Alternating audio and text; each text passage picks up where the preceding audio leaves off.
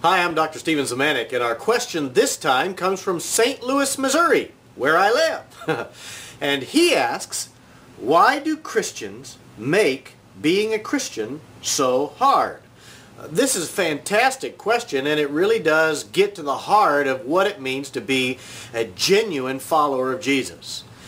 Just before we answer the question, let me make sure you understand what I'm talking about when I say a genuine follower of Jesus. A genuine follower of Jesus is someone who has abandoned their past, their present, and their future to follow Jesus. Whatever Jesus wants, we want.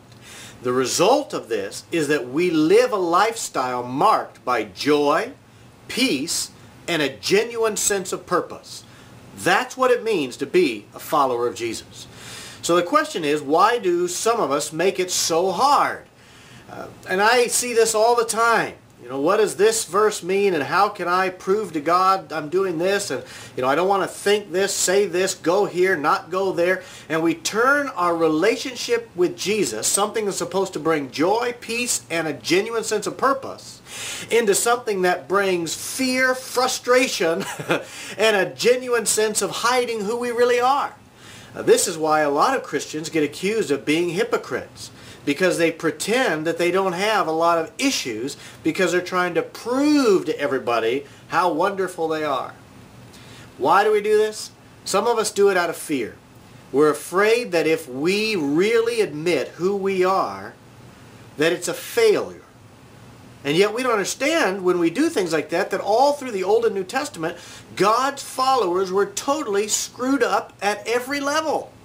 And yet they still loved God, and God still accepted them. And that's what brought joy, peace, and a sense of purpose.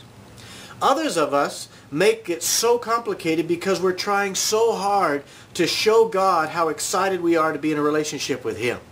And so we overdo it, like that boyfriend or that girlfriend or that husband or wife who is overzealous in making sure that they spend every minute together, even when they're at work, and they end up driving a wedge between the relationship because they become more of a stalker than they have a partner in the relationship.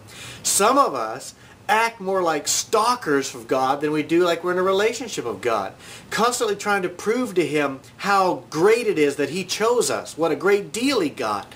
But the Bible makes it very clear that God didn't choose any of us who were perfect. He chose all of us who were messed up. And there's nothing to prove.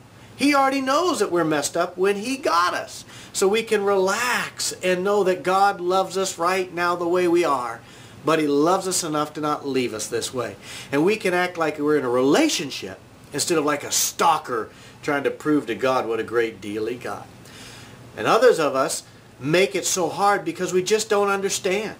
We see everybody else around us trying to make it hard, and so we get the idea that that's the way it's supposed to be. We have to go to every church service. We got to read every verse in the Bible every day. We got to pray for everybody every moment of the day. We can't ever have a bad thought. We can't ever have a bad day, or somehow it means we've lost our salvation. There's no way to live in joy, peace, and purpose if you live like that. The Bible makes it very clear that it's not hard.